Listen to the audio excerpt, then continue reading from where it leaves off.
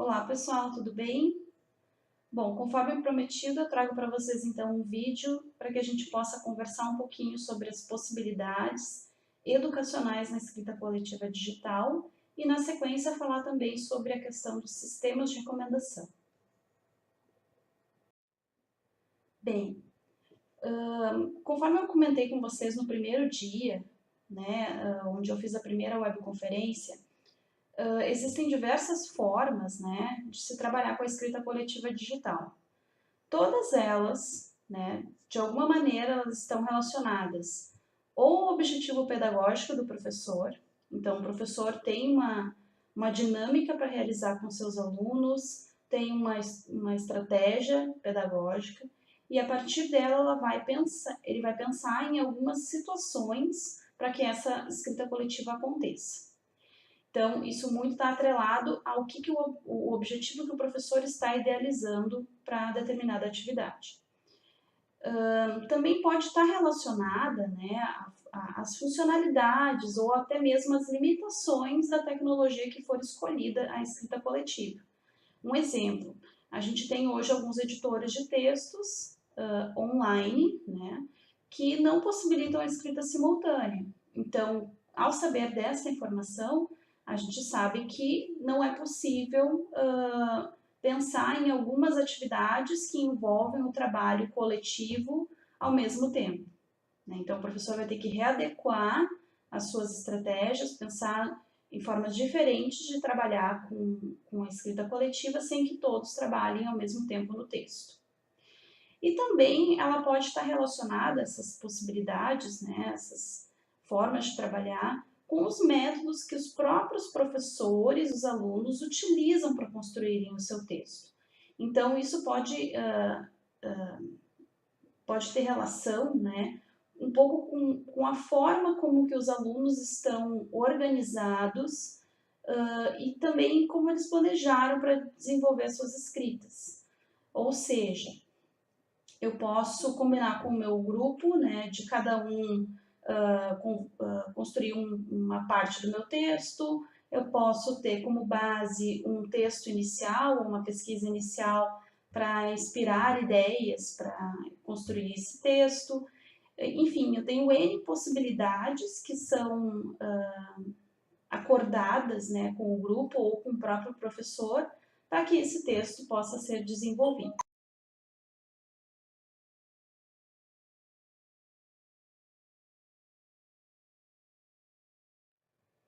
Bom, pessoal, conforme dito anteriormente, existem diferentes formas de trabalhar com a escrita coletiva.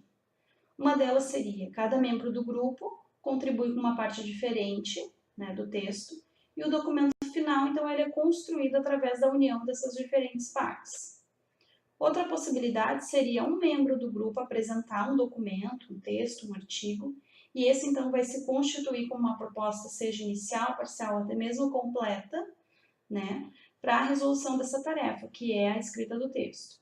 E o restante dos participantes, eles vão então incluindo sucessivamente suas contribuições a esse documento, mas não vão modificar o que foi escrito anteriormente pelos outros participantes, vão simplesmente aceitar sistematicamente o que é adicionado e o que é escrito pelos demais.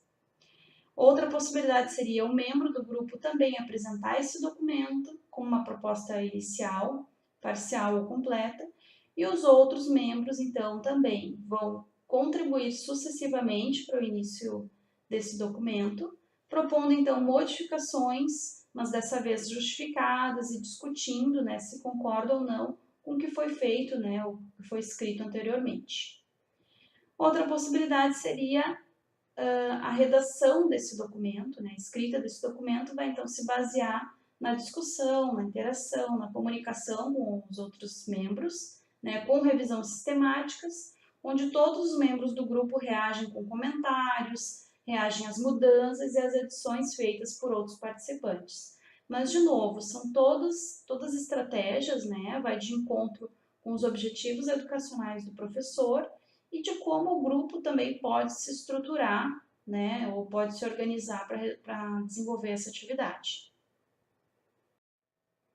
Atrelado às estratégias, a gente não tem como ignorar as características, né, que envolvem a escrita coletiva digital. Então, não tem como pensar em possibilidades de trabalhar a escrita coletiva sem conhecer todas as peculiaridades que envolvem o trabalho da escrita coletiva. Então, aqui eu trago um resumo, né, que faz parte da minha tese de doutorado, das principais características. Elas não se encerram por aqui, né, bem pelo contrário, devem existir outras, mas na minha tese eu destaco essas. Então, a gente está falando de tempo e espaço, dentro do contexto da escrita coletiva, onde a gente pode escrever ao mesmo tempo, em diferentes lugares, assim como funciona a educação à distância, né? A gente está falando de diferentes estratégias pedagógicas, que é o que eu comentava anteriormente. Então, a gente pode trabalhar com a escrita coletiva através de diferentes formas, né? A gente tem o processo de colaboração e cooperação integrados nesse processo. Então, ou a gente colabora ou a gente vai cooperar dentro da escrita coletiva. A gente também tem a questão da interação e da interatividade, que envolvem tanto a interação, né, a comunicação que eu faço com a minha equipe, quanto com relação aos recursos tecnológicos que eu utilizo para interagir. Né? Então, também está envolvido nesse sentido. Temos o trabalho em equipe, né, que aí envolve liderança, envolve a organização dos membros do grupo, as estratégias que eles utilizam para se comunicar, para a escrita do texto. Tem o próprio processo de autoria, né, que hoje é tão complicado, tão difícil, né, com tanta variedade que se tem de documentos disponíveis na internet, e a gente tem a possibilidade do famoso copiar e colar e não referenciar. Então, tão complicado hoje a gente desenvolver a autoria, né? Mas ela está totalmente relacionada, né, com a escrita coletiva digital. Do mesmo modo, o respeito e a flexibilidade, então eu preciso respeitar o membro do grupo em relação às suas opiniões, em relação às suas contribuições no texto e também ser flexível, né? Então, entender que se trabalha em grupo, né? Então, é preciso ter também um pouco de flexibilidade para tentar chegar num consenso. Relacionado a isso, temos a questão da interdependência, né? Então, entender que eu não vou construir esse texto sozinha e eu vou precisar do apoio, do auxílio dos meus colegas, então eu vou precisar me comunicar e interagir com os demais. E também para isso eu vou ter como apoio recursos tecnológicos que vão me possibilitar tanto escrever coletivamente, verificar versões do meu texto, me comunicar com os demais colegas, me recomendar materiais, né? Enfim, diversos outros recursos que podem estar também relacionados, né, integrados aos editores de textos coletivos. Bem, falando de recursos, né, que podem auxiliar o processo de escrita coletiva, nós temos hoje no ETC, né, o ambiente que nós estamos trabalhando, o REC-ETC, que é o recomendador do ETC. Né? O que ele é? Ele é um sistema de recomendação. E aqui, buscando na literatura, a gente encontra diversos autores que definem o que significa um sistema de recomendação. Eu gosto muito da definição de Schaeffer, né, que é lá de 2001, né, que ele diz que são filtros que se aplicam a diversas informações que são apresentadas, né, e que elas estão em algum lugar, seja na internet, seja numa base de dados, e que depois que é aplicado esse filtro, eles apresentam então itens ou objetos, e esses podem ser páginas na internet, filmes, livros, medicamentos, enfim, uma série de recursos, né, de materiais, que provavelmente são do interesse do usuário. Então, ele está relacionado principalmente ao interesse do usuário, né, então ele parte disso, e também procura filtrar informações quando há um grande volume de dados, que é o caso da própria internet. Né? Então, quando a gente vai fazer uma busca na internet, a gente se depara com uma infinidade de possibilidades, muitas vezes sem saber qual recurso escolher, né? E esses sistemas de recomendação vêm para fazer esse filtro, para tentar identificar o que pode ser do interesse do usuário, para ajudar na escolha correta dos materiais. Bem, mas o que se pode ser recomendado, né? Então, os sistemas hoje eles estão muito aprimorados, né? Então, a gente tem sistemas para recomendação de diversas questões. Então, a gente tem recomendação de produtos, a gente tem recomendações médicas, a gente tem recomendação de filmes, recomendação de serviços, recomendação de emprego, recomendação de livros, de materiais educacionais, de trajetos, enfim, existem diferentes formas de se recomendar e diferentes produtos ou itens que podem ser recomendados. Bem, e como funciona um sistema de recomendação? Bom, ele parte, né, do interesse do usuário, que de alguma forma vai dizer para o sistema que ele se interessou por algum conteúdo, por algum tipo de material, algum formato, né?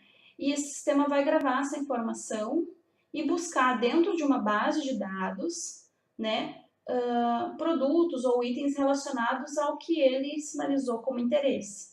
Então, esses produtos, né, ou itens, eles podem ser até mesmo usuários, né? Eu posso recomendar pessoas para outras pessoas, né? E vai avaliar dentro dessa base de dados a descrição desses itens e a avaliação que esse usuário possa ter feito em relação a esses itens e vai filtrar, vai aplicar técnicas de filtragem para então recomendar para um determinado usuário ou para até mesmo um grupo de pessoas, no caso da escrita coletiva, né?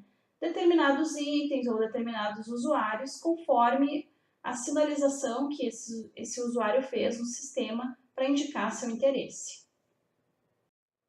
Então, por exemplo, no Facebook, né, a gente tem diversas formas, né, de verificar recomendações, né? Então, ao longo da nossa interação com o Facebook, a gente consegue visualizar que ele sistematicamente vai indicando ou recomendando pessoas que você talvez conheça. Então, mostra ali uma lista de pessoas que ela é baseada em quê? Baseada nos amigos que você conhece. Então, ele vai identificar que você tem uma relação comum com outra pessoa e vai te recomendar, mostrando que talvez você conheça também essas pessoas. Nesse caso aqui, ele recomendou para uma amiga minha, né, que ela criasse um evento no Facebook para dizer que o meu aniversário estava próximo. Então, esse sistema ele identificou o meu aniversário, a minha relação de amizade com essa minha colega e recomendou para que ela criasse um evento. Então, são várias ações que o sistema pode fazer ao longo das interações que a gente vai realizando. Nesse caso, também no Facebook, o que ele me mostra? Uma página, né, que ele está me recomendando, que ele identificou que eu não curti ainda, como é o caso das lojas Renner, e ele se baseou nessa recomendação porque outras 50 pessoas que fazem parte da minha amizade curtiram essa página. Então, ele está se baseando que, como eu tenho muitos amigos que curtem essa página, ele pensa que eu também possa curtir também. Então, ele está me recomendando isso, está me mostrando essa página. Ele também me sugere grupos, e esses grupos estão também relacionados às pessoas que fazem parte da minha relação com eles, né? Me sugere publicações, então ele se baseia em publicações semelhantes às que eu visualizei dentro do Facebook, identifica essas questões similares e vai recomendando outras publicações que são baseadas nas que eu vi anteriormente.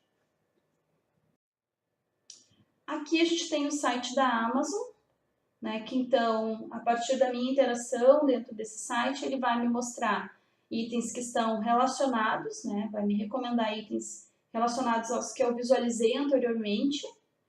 Nesse caso, como o objetivo é venda, ele também vai me mostrar mais itens, né, que pode levar em conta e aqui está relacionado à popularidade, à compra que as pessoas realizaram, as que estão mais em alta, né?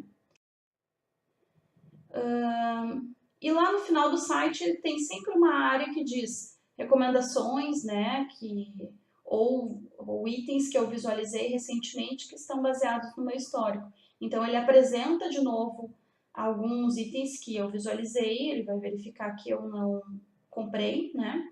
E vai me mostrar itens relacionados àqueles que eu visualizei para ver se eu, para identificar se eu tenho algum interesse nesses materiais.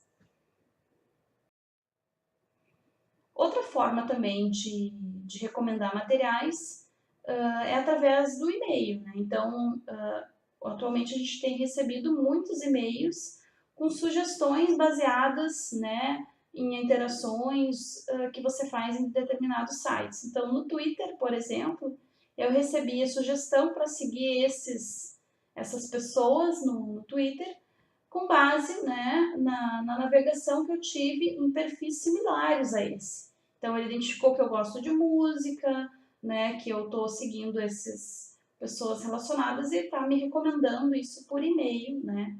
Sugestões, então, que estão baseadas num outro perfil que é muito próximo dessas pessoas que ele está me sugerindo. O YouTube também é outro ambiente que o tempo todo recomenda vídeos, né? Então, ele se baseia também nas pesquisas que você faz por vídeos e a partir dessas pesquisas ele relaciona outros vídeos que possam ser de interesse. Então, ele relaciona as pesquisas e relaciona os canais que você está inscrito. Então, se você se inscreveu num determinado canal, em algum momento ele vai, no momento que tiver um vídeo novo, ele vai trazer a recomendação para que você assista esse vídeo novo. O Booking também é outro site que utiliza a recomendação. Nesse caso, eu nem fiz cadastro, mas ele também se baseia pelo cadastro, né? Então, eu simplesmente fiz uma busca para um destino, eu queria ir para Maceió, e fiz um filtro, né, indicando um período dessa viagem e fechei o site. Quando eu abri de novo, ele me perguntou, né, se eu ainda tenho interesse, né, no destino Maceió que eu havia pesquisado anteriormente. Isso sem me cadastrar, sem informar senha nem nada. Assim, ele se baseou simplesmente pelo histórico, né, de pesquisa dentro desse site que eu tinha feito anteriormente. No Google Play, né, ou na Apple Store, também é trabalhado com um sistema de recomendação. Então, ele se baseia, né, em aplicativos que eu já instalei no meu celular ou no meu computador, e ele vai recomendar outros, então, similares àqueles que eu já instalei ou que eu já utilizei. E também vai recomendar aplicações, né? Por exemplo, jogos, ele está identificando que eu tenho uma colega, uma amiga que joga esse jogo e, portanto, como nós somos amigas, nós temos uma relação de amizade, ele identificou que pode ser que eu tenha interesse nesse jogo também, né? E não só essa relação de amizade com outras pessoas, mas também por utilizar outros aplicativos que também têm relação. Então, ele me indicou, por exemplo, esse LifeLog, que está muito relacionado ao Waze, né, que é o aplicativo que a gente utiliza. Então, ele identificou que eu tenho instalado o Waze e, portanto, ele percebeu que eu possa gostar desse LifeLog também, então está me recomendando. Então é isso, pessoal. Espero que vocês tenham entendido um pouquinho sobre o que são sistemas de recomendação e que vocês consigam ver agora na prática utilizando o REC ETC lá no ETC a partir da escrita coletiva. Um abraço!